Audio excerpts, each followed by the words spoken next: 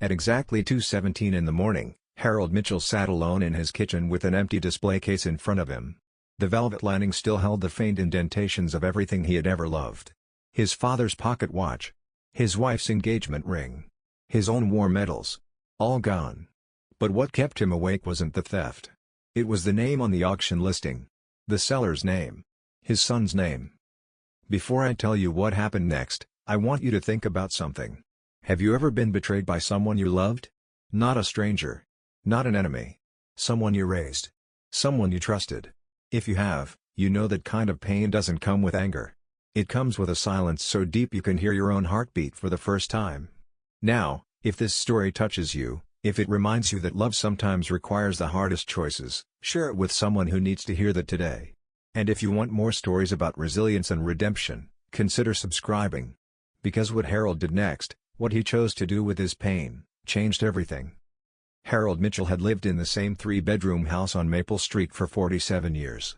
The neighborhood had changed around him, as neighborhoods always do. Young families moved in. Old neighbors moved out. The oak tree in his front yard had grown so tall that its branches now touched the second-story windows, casting shadows across the bedroom where his wife, Eleanor, had once read bedtime stories to their only child. That child was Darren. And Darren was now 32 years old, unemployed, and living in the basement apartment of Harold's house. It hadn't always been this way. There was a time when Darren Mitchell was the pride of the Mitchell family. He had his mother's bright smile and his father's stubborn determination. He graduated high school with honors. He attended community college for 2 years. He had a steady job at the hardware store downtown. He had a girlfriend named Rebecca who baked pies and called Harold Mr. Mitchell with genuine respect. Then the accident happened. Darren was driving home from a friend's party on a rainy October evening when a deer ran across the highway. He swerved. The car hit a guardrail. He wasn't badly injured, just a broken arm and a concussion, but something else broke that night. Something inside him. The doctors called it depression. Harold called it a slow unraveling. Within a year, Darren had lost his job, lost Rebecca, and lost the will to do much of anything except sit in his basement room with the curtains drawn. Harold tried everything. He paid for therapy. He bought Darren a new computer, hoping it would rekindle his interest in graphic design. He cooked dinner every night and left a plate outside the basement door. He invited Darren to church, to the movies, to family gatherings. Every invitation was met with the same quiet refusal. "I'm tired, Dad. Maybe next time." Next time never came. The first sign of something wrong came on a Tuesday. Harold was cleaning out the attic, looking for old photo albums to digitize, when he noticed the wooden box on his desk was slightly open. The box had been locked for as long as he could remember. The key was in his pocket. The box was open. The lock was broken. Inside the box was everything Harold had saved from his father, his grandfather, and his own years of service overseas. His father's pocket watch from 1943. His grandfather's silver medal from the First World War. His own service medals from Vietnam. Eleanor's engagement ring, which Harold had kept in the box after she passed away 7 years ago, unable to part with it but unwilling to look at it every day. All of it was gone. Harold stood in the attic for nearly an hour, staring at the empty box. He didn't cry. He didn't scream. He just stood there, feeling the cold silence of betrayal settle into his bones like winter frost. He didn't confront Darren immediately. He wanted to be certain. He wanted to believe there was another explanation. Maybe the box had been open for years. Maybe he had moved the items somewhere else and forgotten. Maybe, just maybe, his son hadn't stolen everything Harold had ever cherished. But hope is not evidence. On Thursday afternoon, Harold's friend, Martin, called him from across town. Martin was a retired policeman who now ran a small antique shop on Main Street. He had a particular interest in military memorabilia and often kept an eye on online auctions for interesting pieces. "Harold," Martin said, his voice unusually hesitant. "I need you to look at something." He sent Harold a link to an online auction site. The listing was titled, "Vintage Military Collection, Medals, Jewelry, Pocket Watch." The description was vague, almost lazy, as if the seller didn't fully understand what they were selling. But the photographs were unmistakable. Harold's father's pocket watch. Harold's grandfather's medal. Harold's own service medals. Eleanor's engagement ring. The seller's name on the listing was a username, Silver Lining 32. Harold knew that username. Darren had used it for his online gaming account since he was 16 years old. The auction had been active for 5 days. The bidding was at $3,200. The reserve price, the minimum the seller would accept, was $6,500. Harold sat at his kitchen table, staring at the screen for a long time. He could report the theft to the police. He could have Darren arrested. He could call the auction site and claim the items were stolen. All of those options were available to him. All of them would have been understandable. But Harold had raised his son. He had held that boy in his arms when he was born. He had taught him how to ride a bicycle. He had watched him graduate. He had mourned with him when his mother died. He had never stopped loving him, even when loving him became a difficult, painful act of endurance. And that love, as battered as it was, demanded something more than revenge. It demanded something that would last longer than anger. Something that would build something good out of something broken. That night, Harold made a decision. He withdrew $12,000 from his savings account. It was everything he had left. His pension. His late wife's life insurance payout. His retirement fund. Everything. He placed a bid on each item. He won every single one. When the packages arrived 2 weeks later, Harold opened each one carefully, like he was unwrapping a gift. The pocket watch was in perfect condition. The metals were as polished as the day he'd earned them. Eleanor's ring gleamed under the kitchen light, the diamond catching the glow in a way that made Harold's chest ache. He held the ring in his palm for a long time. He remembered the day he gave it to Eleanor, 42 years earlier. She had cried. She was always crying at happy moments. He remembered the way she looked at him, like he was the only man in the world who could make her feel safe. Then he looked at the empty display case on his counter. He had kept the case for decades, ever since his father gave it to him. The velvet lining was worn, but the wood was solid. It had held everything that mattered. Now it held nothing. And something in that emptiness felt fitting. Harold didn't confront Darren immediately. He didn't storm down to the basement and demand an explanation. He didn't call the police. Instead, he started making phone calls. He called the town's historical society. He called the local museum. He called the mayor's office. He had a plan. A plan so strange, so unexpected, that no one who heard it could quite believe it at first. He was donating the entire collection to the town. Not for money. Not for recognition. He was donating it with one condition. A plaque would be mounted next to the display case. The plaque would read, "These items survived a war. They almost did not survive a son's greed. But a father's love outlasts both. Display them so children learn, some things are worth more than money. Like trust." The museum curator was stunned. "Mr. Mitchell, are you certain? This collection is worth tens of thousands of dollars." Harold looked at the empty display case he still held in his hands. "That's the point," he said quietly. "It was worth far more than that to me. But I don't need to hold it to remember what it means.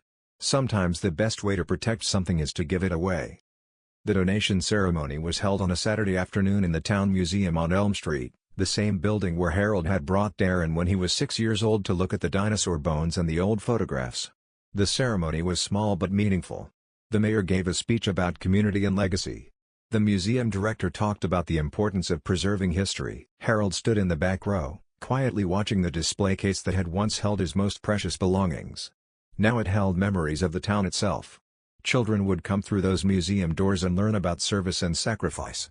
They would see those medals and wonder about the man who wore them. They would see the ring and imagine the love it represented. And somewhere in that museum, they would also see the plaque. They would read those words.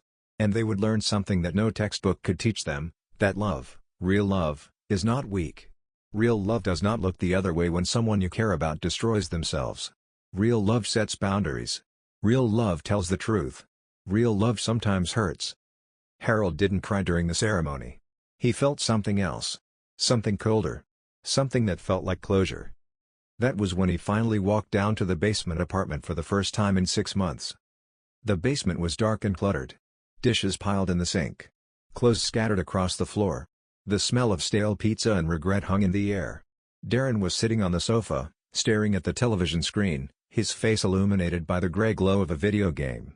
He didn't look up when Harold entered. "I saw the auction," Harold said. Darren's hand froze on the controller. He still didn't look up.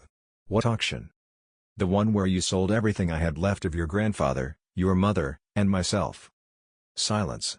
The kind that makes you feel like you're falling. Darren slowly placed the controller on the table. He turned to face his father. His eyes were red. Not from crying. From exhaustion.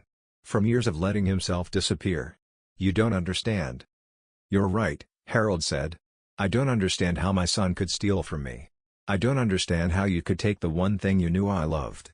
I don't understand how you could sell your own mother's engagement ring for drug money." Darren flinched. That was the first time Harold had said the word drugs out loud. It hung in the air between them like a verdict. "I needed the money," Darren whispered. "Of course you did," Harold said. "You always do. But you didn't need to steal it. You could have asked me. You would have said no." "I would have said no to feeding your addiction," Harold said quietly. "But I never would have said no to helping you. There's a difference." Darren stood up abruptly. "Why are you here? To lecture me? To tell me I'm a failure? I already know that. I know I'm a disappointment. I know I'm not the son you wanted." Harold looked at his son and saw something he hadn't seen in years. Not anger. Not defiance. Just a broken man who had forgotten what hope felt like. He could have screamed. He could have pushed. He could have told Darren what he had done with the items, how he had turned the theft into a lesson.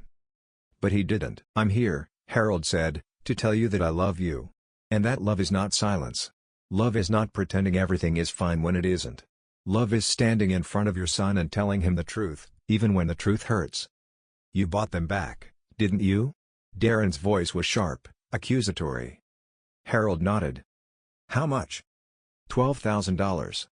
Darren's face went pale. "You spent your entire savings." "It wasn't about the money." "Then why? To humiliate me? To make me feel even worse?" Harold stepped closer. His voice was soft, but it carried the weight of decades. "No. I spent my savings to show you what a real man does when he is hurt. He builds something public and good. You sold the items to survive. I bought them to teach something that would last longer than anger." Darren opened his mouth to argue, then stopped. Then he started crying. Not loud. Not dramatic. Just quiet tears streaming down his face as the weight of everything he had done finally hit him. The betrayal. The loss.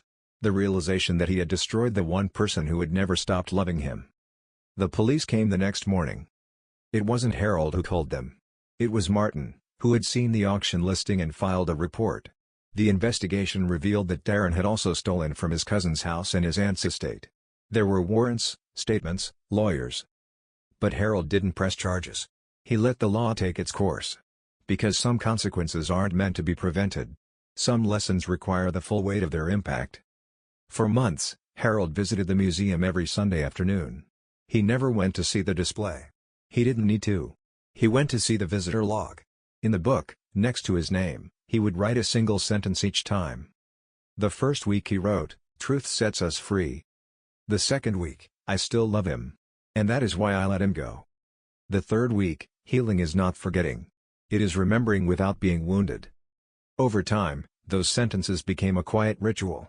A weekly meditation on loss and love and the impossible choice to let someone go so they might find their own way back. The town, as small towns often do, talked. The story spread from the museum to the diner to the church. People who had never met Harold began to see the plaque and understand the lesson. Strangers stopped him on the street to tell him how inspiring the donation had been. Others asked why he hadn't kept the items for himself. "I have the memories," Harold always said. "Those are enough."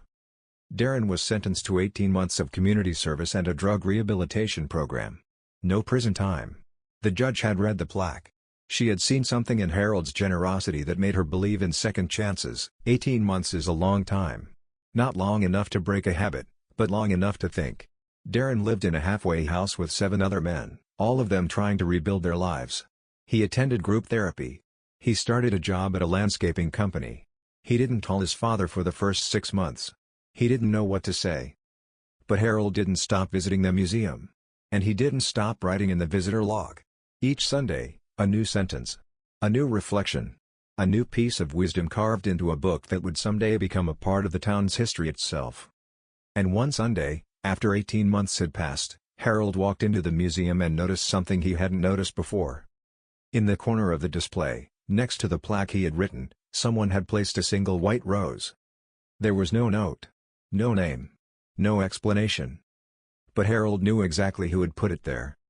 18 months later, Harold sat alone in his kitchen at exactly 2:17 in the morning. The same time. The same chair. The same empty display case in front of him. But something had changed. The velvet lining was different now. Not because he had replaced it, but because he had placed something new inside. A single photograph. The two of them. Harold and Darren. Taken at the museum just hours earlier. Darren had come home. He was clean. He was sober. He had a job. He had hope.